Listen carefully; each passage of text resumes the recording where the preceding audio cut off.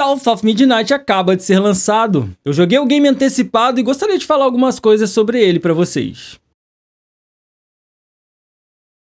Salve galera do YouTube, tudo bem com vocês? Rani aqui é nóis. Pessoal, eu joguei South of Midnight, um novo lançamento da Compulsion Games, estúdio que faz parte do Xbox Game Studios da Microsoft. O pessoal de Xbox Brasil me enviou em antecipado para que eu pudesse olhar o game com mais calma e fazer um conteúdo sobre ele para vocês. Valeu aí pessoal do Xbox. E como vocês sabem, eu gosto de jogar o game até uma certa parte para poder jogar junto com vocês em live. Então nesse vídeo aqui não vai ser diferente. Mas até onde eu joguei, certamente é possível fazer uma análise sobre as primeiras horas do game. Então, bora lá! South of Midnight é um jogo de ação e aventura em terceira pessoa ambientado em uma versão fantástica do interior sulista americano. Como Hazel, você explorará os mitos e encontrará criaturas do folclore sulista em um mundo obscuro e fantástico. Imagina aqui algo como o nosso Curupira, a nossa mula sem cabeça, o Boitatá, a Yara. Vocês estudaram isso aí na escola, né?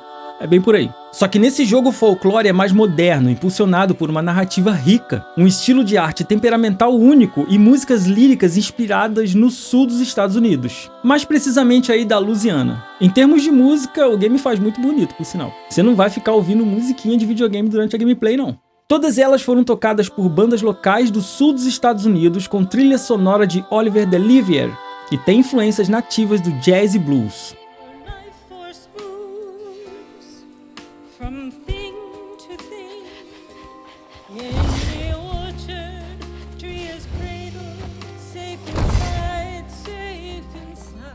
Você joga com Hazel, uma adolescente recém-formada no colegial, que estava com a sua bolsa de estudos engatada para ir para a faculdade, mas por conta de uma lesão, os planos dela de se tornar independente da mãe tiveram que esperar. Então ela mora com a sua mãe, Lacey Winston, com a qual foi casada com o então falecido pai de Hazel, Trey Flood, que era o descendente da família mais rica da cidade, Prospero, onde se passa o game. Mas a mãe de Hazel, Lacey, não queria tirar proveito dos Flood, e sendo uma assistente social, ela vive com a filha numa casa móvel em um bairro arborizado da classe trabalhadora dos arredores da cidade. Infelizmente essa cidade está numa planície de inundações. E o game começa ali. Hazel e sua mãe estavam se preparando para uma grande tempestade, que tem o poder de inundar toda a cidade. O plano era geral sair dali e partir para a igreja da cidade no ponto mais alto e esperar a tormenta passar. Só que a tempestade se agrava e se torna uma inundação. E enquanto Hazel estava dando um rolê para ver se os vizinhos estavam juntando as coisas para ir para a igreja, a sua casa com a sua mãe dentro é arrastada pelas águas da inundação. Hazel corre para tentar alcançar sua casa, mas não consegue achar sua mãe. Hazel então toma a decisão de ir até a casa da avó paterna, com a qual ela não troca uma ideia com frequência, para tentar encontrar ajuda para encontrar sua mãe. E ela faz isso no meio da tempestade, passando pelo centro de Prospero, cruzando o cemitério até chegar à mansão da rica avó. O jogo então apresenta o primeiro elemento mágico da narrativa. Hazel consegue ver algumas linhas pelo mundo, mas a princípio ela não entende por quê. A avó dela recebe ela meio seca e deixa ela ficar na casa para descansar. E aí quando ela acorda, ela tá num cativeiro e resolve fugir. No meio do caminho ela encontra o primeiro elemento da gameplay, que são as ferramentas das tecelãs, usadas para canalizar o poder das linhas. Elas são passadas para a próxima tecelã, que são escolhidas pela Terra. Os objetos são impregnados com o conhecimento das tecelãs antepassadas para ajudar na jornada das próximas tecelãs. Só que Hazel ainda não sabe disso, né? E ao longo do jogo é que você vai descobrindo essas coisas. Tecelãs são pessoas escolhidas pela Terra para lidar com as linhas.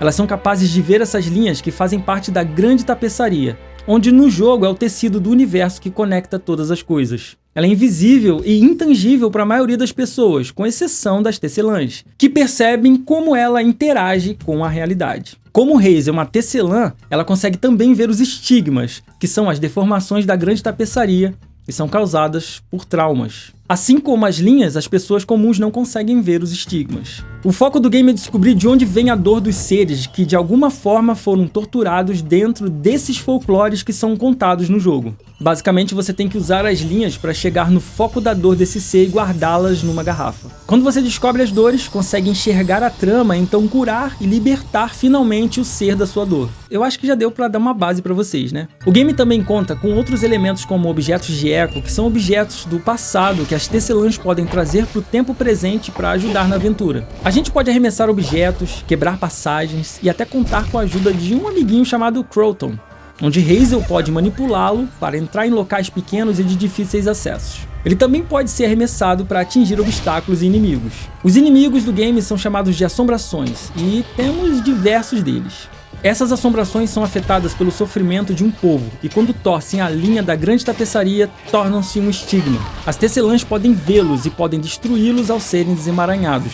E aqui é o elemento do combate. Você, usando suas ferramentas de tecelã, terá diversas formas de atingir esses estigmas. E cada ferramenta ataca de um jeito específico, puxando, empurrando, possuindo, explodindo próximos aos inimigos. Quando você enfraquece um estigma, pode desemaranhar ele por um breve período de tempo, liberando a dor dele. Quando você elimina todos os estigmas, pode finalmente desfazer o nó daquela área e purificá-la. Esses combates são feitos apenas nas áreas onde está o nó a ser desfeito. E os inimigos são basicamente os mesmos, porém em configurações diferentes. E eles vão se agregando a essas arenas ao longo da gameplay. As arenas iniciais têm menos inimigos, e elas vão ficando mais desafiadoras ao longo do game com mais diversidade deles. Então o combate, apesar de ter os mesmos inimigos, não é da mesma forma. Se você não souber usar os poderes da sua tecelã, pode ficar sem ataque e tomar uma sova dos inimigos. Não há inimigos durante o percurso do game, a não ser alguns espinhos que esticam, cogumelos que explodem e a água que é tóxica. Não caia nela. O game é um jogo de aventura e exploração e existem elementos coletáveis como leituras, objetos de memória, cristais e felpos que funcionam como a moeda do game. Eles se tornam nós que podem ser utilizados para comprar upgrades das suas ferramentas de tecelã. O enredo folclórico conta com criaturas místicas. Elas fazem parte do universo do game e podem ajudar ou ser as criaturas que Hazel deve libertar. Algumas criaturas podem ser uma árvore, um jacaré faminto. Vai depender do contexto folclórico, da corrupção que aquele ser ou situação acontece. Os personagens do game também são peças-chave para a trama da história, como a avó de Hazel ou a antiga tecelã Mahalia. O game é bem linear, e a sua jornada pelos alagados de Próspero não se limita apenas às arenas. Algumas partes você escala, outras você explora e resolve simples movimentações de objetos. Temos sequências de plataforma e parkour, como andar nas paredes e fugir de uma névoa. A gente também pode movimentar-se com ganchos de linhas e até planando. Mas tudo é muito simples e objetivo, não existe nada tão cabuloso assim nesse game. Deu pra perceber que eles fizeram as coisas pro game ser acessível para todos os públicos.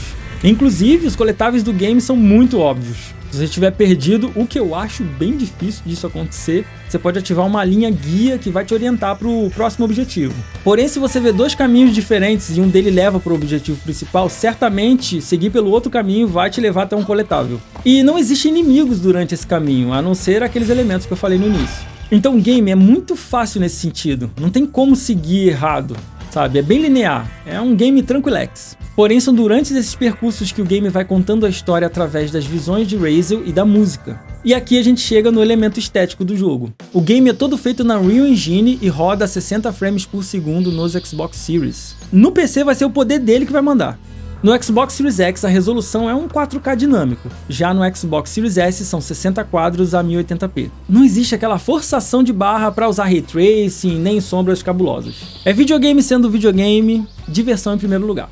E o console manda muito bem perante o PC, e por sinal sofre com algumas instabilidades no frame rate, principalmente quando tá chovendo. Eu tenho uma RTX 3080 Ti, eu tenho um Ryzen 9, 64 GB de RAM, e o game teve instabilidade durante a sequência de chuvas em Próspero. É um jogo que o PC rodaria com chips nas costas, tá? Mas eu acredito que seja obviamente por causa de uma cópia de review que a gente recebeu. Porque teve um patch Day One pra corrigir essas paradinhas aí. Mas eu vou deixar aqui um comparativo do game rodando no Xbox Series X à esquerda e do PC rodando com tudo no máximo à direita.